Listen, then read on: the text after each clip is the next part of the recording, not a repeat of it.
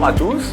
Aujourd'hui, pour notre point syndical, nous recevons Angelo Paganessi, le président de la CAPEB de l'Aube. Bonjour à toutes et bonjour à tous. Alors, Angelo, la CAPEB de l'Aube vient de tenir son assemblée générale annuelle. Habituellement, c'est l'occasion de recevoir près de 200 personnes, entre les adhérents, les décideurs politiques, les acteurs locaux. Cette année, pour des raisons sanitaires, vous avez dû être contraint de la faire en visioconférence et uniquement la partie statutaire. Donc, c'est l'occasion pour nous de faire le bilan de l'année.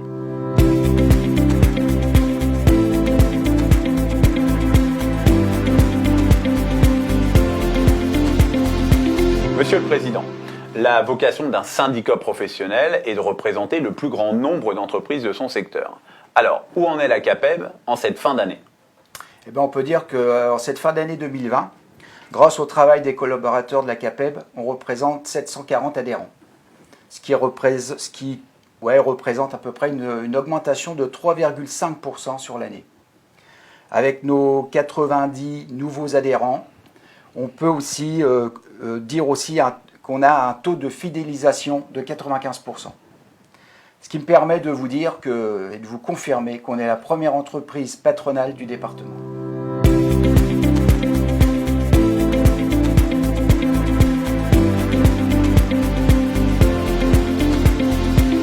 Angelo, cette année 2020 a été très particulière également pour la CAPEB. Est-ce que vous pouvez nous dire un mot de l'activité des services cette année ? Oui, tout à fait. En effet, c'est donc une année très compliquée. Nous avons reçu 5200 demandes, ce qui représente à peu près une vingtaine par jour. Le service qualification a été surtout impacté avec les problèmes de RGE et C2E et compagnie. Le service juridique, lui, sur tout ce qui est droit du travail et le recouvrement de créances. Et par contre, ça ne nous étonne pas, mais le service formation, malgré les gestes barrières, la difficulté de mettre en place les formations, on a quand même réalisé 230 jours de formation. Alors en parlant de formation, est-ce que la CAPEB a mis en place des nouvelles formations sur 2020 ? Oui, tout à fait, oui. Nous avons mis une formation qui s'appelle la Créarbet, destinée aux créateurs d'entreprises, qui est sur 2 jours. Nous en faisons en ce moment une par mois. Ça veut dire qu'il y a quand même beaucoup de demandes. Et pendant ces 2 jours-là, les futurs créateurs vont découvrir les statuts juridiques et sociaux, vont construire un prix de revient et bien sûr vont trouver des réponses à leurs questions parce que c'est très important avant de se mettre à leur compte, savoir où on va. D'accord. Vous avez créé d'autres formations ? Oui, avec le service juridique, il y a une formation sur les documents commerciaux et sur la prévention pour les impayés. Et au niveau technique ? Au niveau technique, nos adhérents sont toujours friands de ces formations-là. Donc il y a une formation sur la pathologie des bois anciens. Et en partenariat avec l'entreprise Ekium, nous avons fait aussi des formations sur les bétons spéciaux. Monsieur le Président, en plus de ses services habituels, à partir de mars, la CAPEB s'est totalement mobilisée pour soutenir les adhérents face à la crise sanitaire. Est-ce que vous pouvez nous en dire un mot ?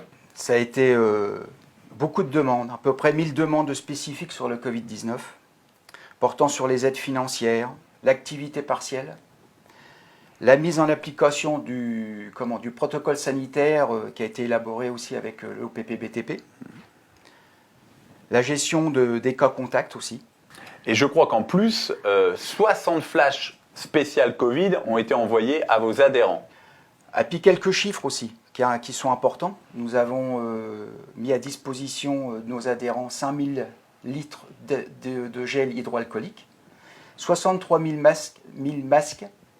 On a fait un peu d'épicerie, mais bon, c'était notre devoir d'accompagner nos adhérents et de leur donner les outils pour faire face à cette pandémie.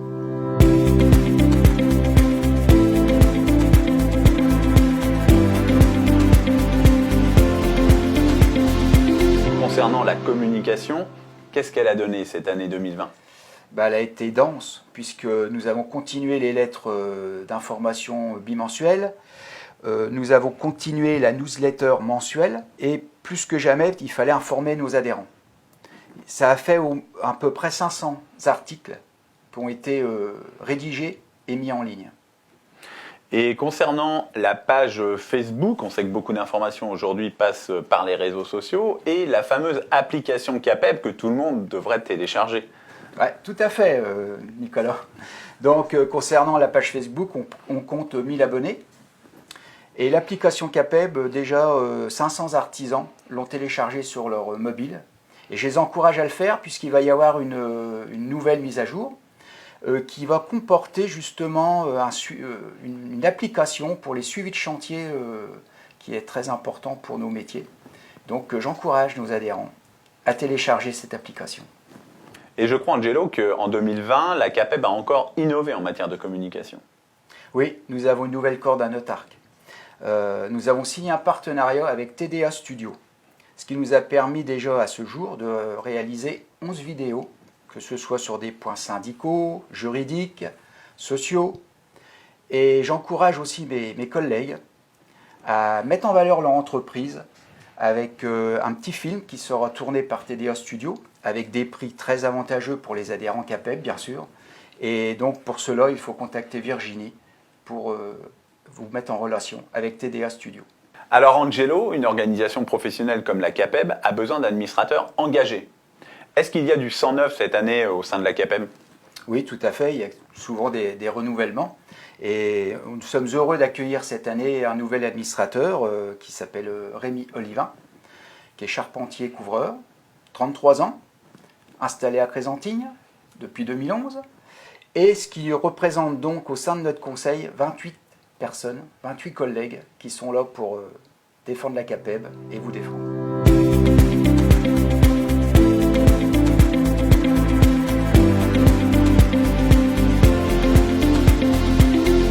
Monsieur le Président, au-delà des services, comment résumeriez-vous l'année 2020 au niveau de l'action syndicale? Intense cette année. D'ailleurs, la CAPEB nationale nous a bien aidés sur la mise en place du protocole sanitaire qui a été fait avec l'OPP-BTP. Elle nous a permis aussi de toucher les PGE, de bénéficier du chômage partiel et d'obtenir aussi les fonds de solidarité. Tout n'est pas acquis d'avance. On le voit bien avec d'autres professions qui ont du mal à faire ce que nous, on arrive à faire. Par contre, on peut dire qu'avec la CAPEB, plus fort ensemble, pour nos adhérents et pour nos salariés. Très bien, Angelo. Et concernant les acteurs locaux, qu'est-ce que la CAPEB de l'Aube a entrepris? Alors, la préfecture de l'Aube a mis en place une cellule de crise où nous avons pu échanger avec les autres organisations professionnelles sur l'activité du bâtiment, ce qui nous a permis de faire remonter au préfet les problèmes rencontrés sur le terrain.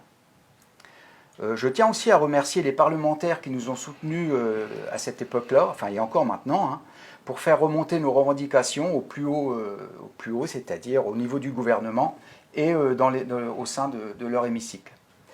Par contre, nous, localement, nous avons organisé une campagne de com pour inciter les clients à laisser entrer les artisans chez eux pour faire leurs travaux. Et en dehors des actions autour de la crise sanitaire, est-ce que la CAPEB a engagé d'autres types d'actions? Oui, on a un souci de recrutement au sein de nos entreprises. Et avec Pôle emploi, la mission locale et Constructis, nous avons monté une opération pour l'instant pour 2 métiers du gros œuvre, qui est la maçonnerie et la couverture. Pour essayer de recruter du personnel pour vos entreprises. Voilà, tout à fait.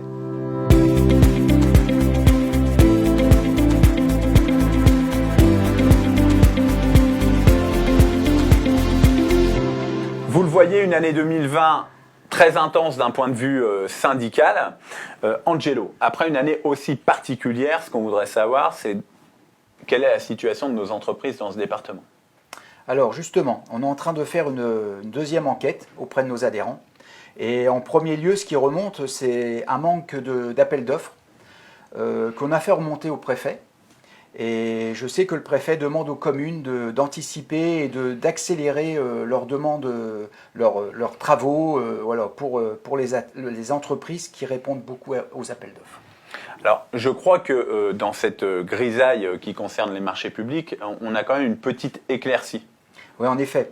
On avait un seuil qui était de 70 000 € Pour la passation des marchés publics. pour les marchés publics.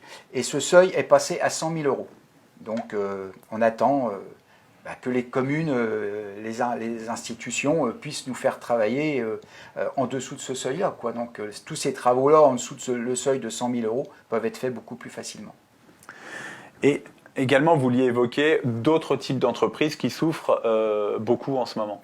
Oui, on a aussi un secteur d'activité où les entreprises travaillent pour l'industrie, pour les commerces, les restaurations, les restaurants, enfin voilà. Et là, les carnets de commandes se dégradent. C'est-à-dire que nous avons des entreprises où leur commande est annulée carrément. Purement, et même ou reportée. Mais bon, c'est un secteur qui est quand même assez touché et qui, je pense, va être encore plus impacté au premier semestre 2021. Donc, grosse inquiétude pour ces deux types d'entreprises et il va falloir les soutenir. La CAPEB sera là pour les soutenir à la rentrée de janvier 2021. Ces nouvelles sont pas très rassurantes. On sait que les entreprises artisanales du BTP sont essentiellement sur le marché du particulier, que ce soit en neuf ou en rénovation. Quelle est leur situation à eux ? Ce secteur-là est beaucoup moins touché quand même. Les carnets de commandes sont assez bien remplis. Les demandes sont régulières. Et on peut dire que 2021 s'annonce quand même sur des bons auspices au niveau de ce secteur d'activité-là, que ce soit en neuf ou en rénovation. Donc, Angelo, pour les entreprises qui sont sur le marché du résidentiel, on peut dire que tout va bien. Oui, tout va bien. Sauf que, on a quand même des salariés en ce moment qui mangent dehors. Donc il va faire froid, il fait froid, les restaurants sont fermés. Donc on a fait remonter au préfet ces difficultés-là de pouvoir ouvrir certains restaurants pour faire manger nos compagnons au chaud au moins. Et parce que tous nos chantiers ne sont pas équipés de base de vie, c'est souvent des chantiers courts et nos salariés qui mangent dans une camionnette en faisant tourner le moteur, c'est pas très digne pour les entreprises. C'est pas très digne et c'est pas très attirant justement pour notre jeune public qu'on veut faire venir dans nos métiers. Alors Angelo, un autre sujet d'actualité qui est un frein pour les entreprises du BTP, c'est un peu une arlésienne, ça revient un petit peu tout le temps, mais c'est la problématique de la pénurie de main-d'œuvre dans le BTP. Oui, d'ailleurs, je vous ai fait part tout à l'heure au début de mon propos de cette pénurie de main-d'œuvre. Et ce qui a été mis en place avec la CAPEB, avec Constructis, avec Pôle emploi et la mission locale, c'est une POEC. C'est-à-dire que nous allons recruter une dizaine de demandeurs d'emploi, avec en face une dizaine d'entreprises, de manière à conclure après cette formation, je crois, de 400 heures, à mettre en place des contrats de qualification, contrats d'apprentissage, où on embauche carrément du salarié. Ok, et concernant l'apprentissage ? Oui, les jeunes, il ne faut pas les oublier, au contraire. Donc, il faut que nos collègues fassent de l'apprentissage. Cette année encore, je crois que c'est 160 jeunes sur le département qui n'ont pas trouvé de maître d'apprentissage. Et c'est quand même bien dommage, puisque avec ces jeunes-là, en les mettant dans nos entreprises, on va créer de l'emploi, bien sûr, et on va avoir des ouvriers formés à notre main. C'est assurer le maintien, la survie de nos entreprises et la transmission des savoir-faire. La transmission des savoirs, oui. Enfin, Angelo, dernier point critique pour les entreprises de la rénovation et de la rénovation énergétique, c'est tout ce qui est les dispositifs financiers pour les travaux de rénovation énergétique et tout ce qui entoure le fameux label RGE. Est-ce que tu peux nous en dire un mot ? Oui, alors ça, c'est un gros sujet au sein de la CAPEB et au sein de nos adhérents qui nous font remonter tous les jours des problèmes au niveau du RGE, au niveau des primes, ma prime rénov', et j'en passe, et des meilleurs et des pires. Le problème qu'on rencontre, c'est qu'il y a un souci de règlement, un délai. Les délais sont très longs. Et souvent, nos artisans se font, on va dire, engueuler par leurs clients parce qu'ils n'ont pas reçu leur prime. Et ça, c'est quand même un petit peu grave parce que l'artisan n'y est pour rien. Et en plus, excusez-moi, mais de plus, il y a la trésorerie des artisans en prend un coup puisque ça a du mal à rentrer et ils font l'avance et ça, c'est inacceptable. Dernier point qu'on souhaitait évoquer en matière de frein au développement des entreprises du BTP et notamment pour les entreprises de la rénovation énergétique, c'est un serpent de mer, c'est le fameux RGE et tout ce qui concerne les aides à la rénovation énergétique. Est-ce que vous pouvez nous en dire un mot? Oui, je vais vous en dire un mot. J'en ai un petit peu ras-le-bol quand je viens à la CAPEB d'entendre les collaborateurs me dire « Ouais, il y a un problème de RGE, il y a un problème de qualif, il y a un problème de règlement, de délai. » Et je voudrais insister là-dessus que c'est un vrai serpent de mer, c'est vrai.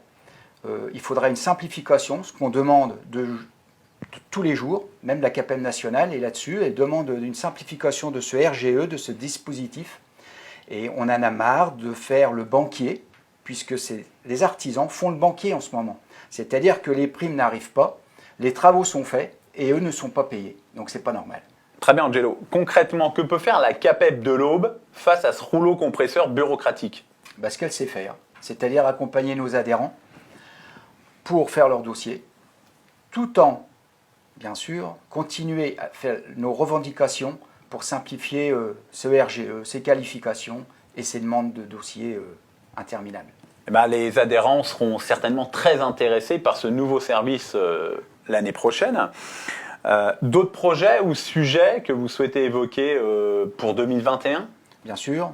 Il y a des éternels recommencements, que ce soit social, avec la discussion en ce moment des nouvelles conventions collectives, que ce soit syndical, avec la représentativité du patronat, que ce soit économique, avec la question de la TVA 5.5, qui là, il va falloir qu'on se mobilise sérieusement pour qu'on n'y touche pas, parce que c'est un vrai problème. Touche pas à ma TVA. Touche pas à ma TVA.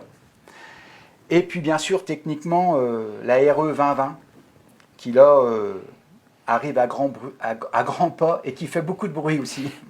Donc voilà. Mais Monsieur le Président, vous êtes partout? Oui, on est partout. Parce que là où l'intérêt des entreprises artisanales doit être défendu, nous serons là.